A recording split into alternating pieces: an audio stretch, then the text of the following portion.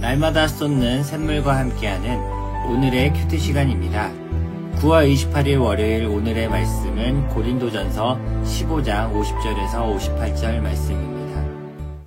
형제들아, 내가 이것을 말하노니 혈과 육은 하나님 나라를 이어받을 수 없고 또한 썩는 것은 썩지 아니하는 것을 유업으로 받지 못하느니라.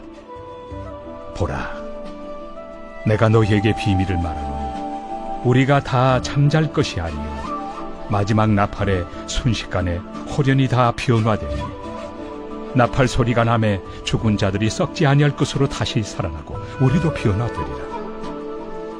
이 썩을 것이 반드시 썩지 아니할 것을 입겠고 이 죽을 것이 죽지 아니함을 입으리로다. 이 썩을 것이 썩지 아니함을 입고 이 죽을 것이 죽지 아니함을 입을 때에는 사망을 삼키고 이길이라고 기록된 말씀이 이루어지리라. 사망아, 너의 승리가 어디 있느냐? 사망아, 내가 쏘는 것이 어디 있느냐? 사망이 쏘는 것은 죄요, 죄의 권능은 율법이라. 우리 주 예수 그리스도로 말미암아 우리에게 승리를 주시는 하나님께 감사하노니, 그러므로 내 사랑하는 형제들아, 견실하며 흔들리지 말고 항상 주의 일에 더욱 힘쓰는 자들이 되라. 이는 너희 수고가 주 안에서 헛되지 않은 줄 알미라. 할렐루야, 거룩한 삶의 시작인 월요일 아침입니다. 이른 아침 시간에 하나님의 말씀을 사모하며 나아가는 안천교회 성도님들에게 하나님의 평안과 기쁨이 넘치시길 기도합니다.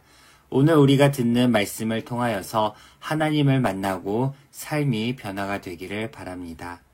오늘 우리가 살펴볼 말씀은 고린도전서 15장의 말씀입니다. 이 15장은 교회의 교리의 핵심이라 할 수 있는 구원론과 종말론을 동시에 다루고 있는 부분입니다. 우리가 어떻게 구원을 얻을 것이며 구원받은 성도들의 마지막 나팔 순간에 어떻게 변화할 것인지, 믿는 자들은 어떻게 미래의 부활을 소망하며 살아가야 하는지 구체적으로 말해주고 있습니다. 세상에는 수많은 종교들이 있습니다. 다른 이방 종교들은 현실의 삶을 강조하거나 죽으면 다른 형태로 태어난다는 윤회설 등을 말하고 있습니다. 하지만 기독교의 교리는 부활과 부활 이후의 영원한 삶을 이야기하는 살아있는 종교입니다. 예수님이 죽음을 이기셨고 우리는 그 예수님을 믿어 천국에 갈 수 있습니다. 따라서 우리 믿는 자들은 죽음을 두려워하거나 겁내하지 않습니다. 이 땅의 소망이 아니라 천국을 소망하기에 늘 감사하며 살아갈 수 있습니다.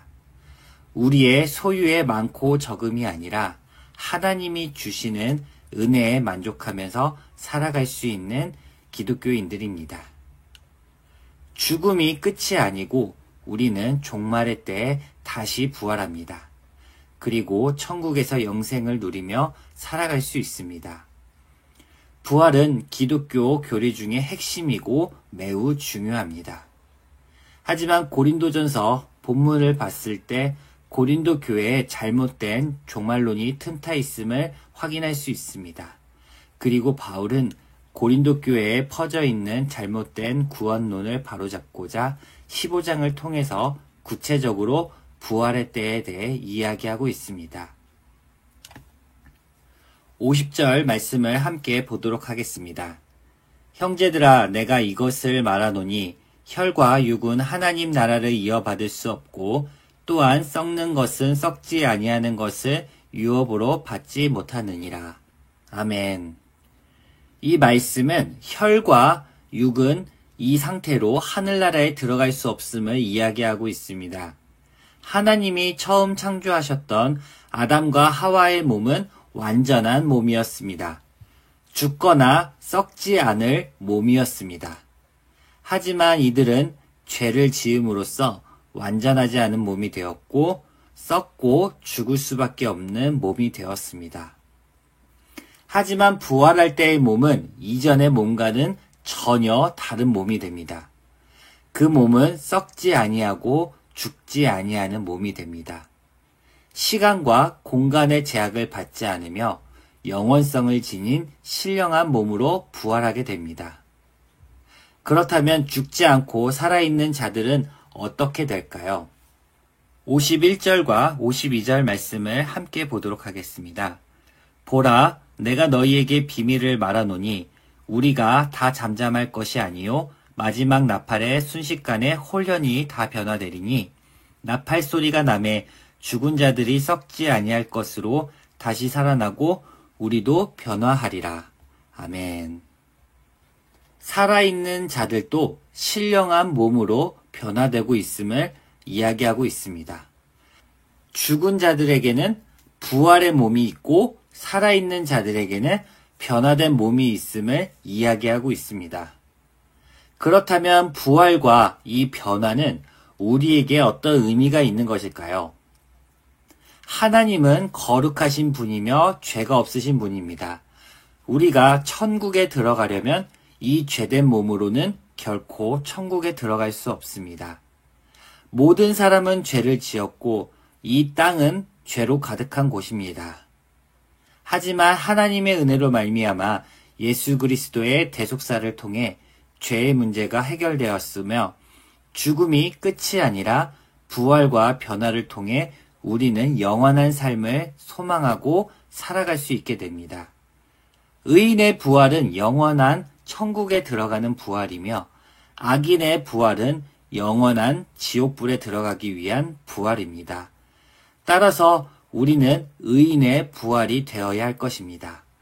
이 부활이 없다 하는 자들이 있다면 이들은 이단이요 우리하고는 전혀 상관없는 자들입니다. 이 부활의 교리는 변함이 없으며 믿는 자들에게 성취되는 약속인 것입니다. 부활한 우리의 몸은 우리의 자력으로 부활하는 것이 아닙니다. 그리스도 안에서 그 일들이 일어나게 되며 54절 말씀을 보면 이 썩을 것이 썩지 아니함을 입고 이 죽을 것이 죽지 아니함을 입을 때에는 사망을 삼키고 이기리라고 기록된 말씀이 이루어지리라. 이 말씀은 그리스도께서 성도들이 죽을 때 죽음이 삼키지 못하도록 보호하신다는 것입니다. 그리고 성도들이 모두 부활할 때에는 사망을 영원히 삼켜버리신다는 말씀입니다. 부활의 때에는 성도들은 사망의 없어짐에 대하여 개가를 부르며 찬양할 것입니다. 56절 말씀을 보면 죄의 싹신 죽음을 이길 수 있는 것은 그리스도를 통하여 승리를 얻을 수 있다고 말하고 있습니다. 성도들은 부활의 때에 이 죽음의 승리를 기뻐하며 영생을 얻고 즐거워하게 됩니다. 그 영광의 때에는 나팔이 울리고 찬송이 울리며 성도들은 하나님께 감사와 영광을 돌리게 될 것입니다. 마지막 58절은 고린도 교회에게 항상 주의 일에 힘쓸 것을 권고하고 있습니다. 이 말씀은 천국을 소망하는 성도들에게 주는 메시지이며 우리에게도 해당하는 말씀입니다. 함께 읽도록 하겠습니다. 그러므로 내 사랑하는 형제들아, 경고하며 흔들리지 말며 항상 주의 일에 더욱 힘쓰는 자들이 되라. 이는 너희 수고가 주 안에서 헛되지 않은 줄을 알미니라. 아멘. 성도들은 복음에 대한 믿음이 견고해야 합니다. 믿음이 흔들리면 부활도 흔들리게 됩니다. 사탄은 틈이 날 때마다 우리의 믿음을 흔들어 놓고 넘어지길 바라고 있습니다. 사탄이 틈타지 않도록 날마다 믿음을 굳게 지켜나가야 합니다. 그리고 믿는 자들에게는 영생의 소망이 있기 때문에 현실에 흔들리지 않길 소원하고 있습니다. 마지막으로는 주의 일에 더욱 힘쓰라고 바울은 권면하고 있습니다. 주 안에서 흘리는 수고와 땀은 헛되지 않습니다. 그 수고와 땀은 훗날 천국에서 귀한 생명의 면류관으로 보상을 받게 될 것입니다. 말씀을 정리하겠습니다. 우리의 몸은 영원한 몸이 아닙니다. 죄된 몸이지만 우리에게는 부활의 소망을 주셨고 영원한 생명을 하나님께서 허락해 주셨습니다. 이 모든 일은 사망을 이기신 예수 그리스도를 믿을 때 이루어지는 일입니다. 영원한 생명을 얻을 우리들은 이 땅에 소망을 두는 것이 아니라 하늘에 소망을 두고 있기 때문에 하루하루 주의 일에 힘쓰며 믿음이 변치 않도록 날마다 노력하며 살아갑니다. 코로나19 바이러스와 여러 삶의 문제들 가운데 힘들고 어려운 성도님들이 있을 거라 생각합니다. 천국의 소망을 다시금 생각하며 수고하고 나아가는 이 모든 삶을 하나님이 기뻐하시고 이 삶을 도와주시리라고 믿습니다.